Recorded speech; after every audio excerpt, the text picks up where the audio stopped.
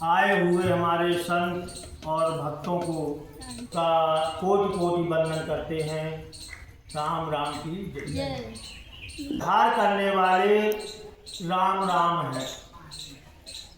फिर भी हम लोग हठ पूर्वक अन्य साधन में भटक रहे हैं, फिर नहीं मान रहे।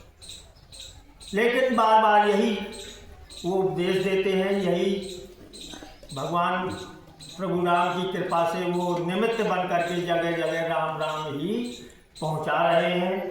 और इसीलिए वो बहुत ही वंदनीय हैं।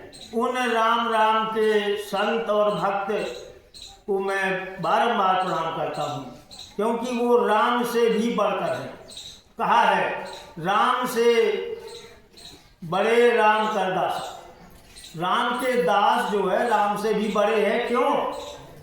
क्योंकि राम तो अखंड असीमित महासिंधु है, लेकिन उस महासागर से संसार में शांति और तृप्ति के लिए कौन सेवा कर रहे हैं? वो राम के दास कर रहे हैं।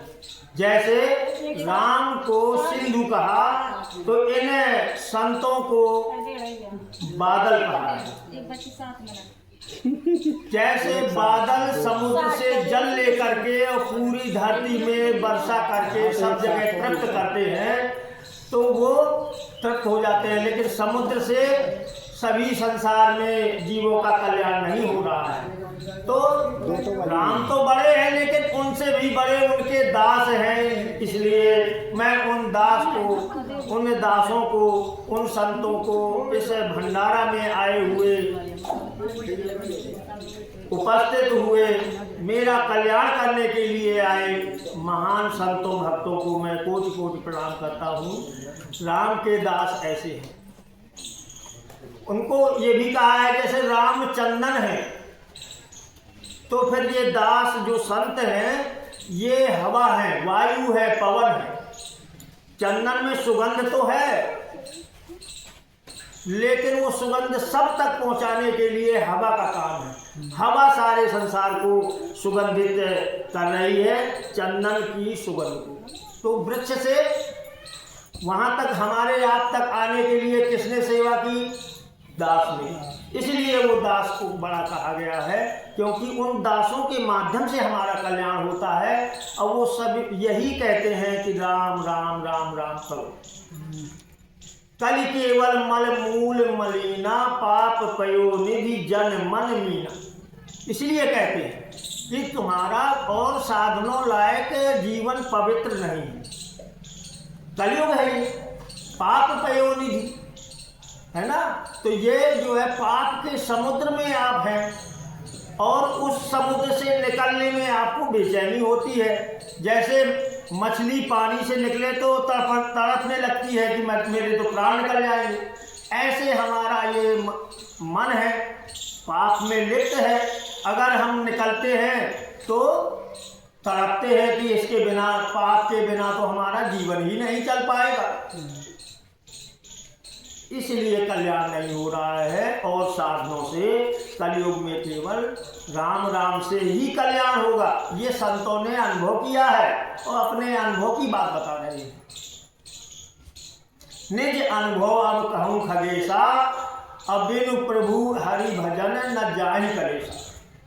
है ना, कि अगर अनुभव की बात कहें, कथा तो उन्होंने सुना दी है ना, लेकिन कथा सुनाने के बाद उन्होंने फिर अपना अनुभव बताया। जैसे हमारे अभी महुआबाद वाले भैया जी ने अपना अनुभव बताया। ये अनुभव की बात है, तब वो कहते हैं कि भैया केवल अब संसार में अपने कष्टों को दूर करना है तो केवल राम राम है और कुछ नहीं। फिर भी नहीं कर पा रहे। ये प्रभु की कृपा है, क्योंकि जब तक काम क्रोध और मोह कामनाएं सब लगी हुई हैं तब तक वो निर्मलता नहीं होगी। और जब तक हमारे अंदर मन के पाप नहीं हटेंगे तब तक राम राम अच्छा नहीं लगेगा। लेकिन उन पापों को हटाने के लिए सभी इंद्रियां और मन, इनके लिए साधारण किसी की ताकत नहीं है कि इनसे हम दूर हो जाए। लेकिन हाँ, राम नाम में वो ताकत है।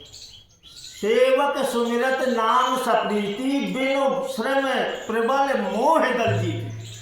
अगर राम राम करेंगे, जो भक्त जो संत केवल प्रेम पूर्वक राम राम राम राम करेगा, वो राम ही आपके अंदर ये मोह की सारी सेना बिना मेहनत के, बिना सोचे कि हमारे पाप हट जाए, काम हट जाए, क्रोध हट जाए, वो हटाने लगेंगे, उससे हटेगा।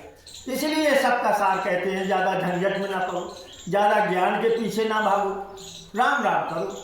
अब राम राम अच्छा लगे तो मानो और ना अच्छा लगे तो जबरदस्ती मानो।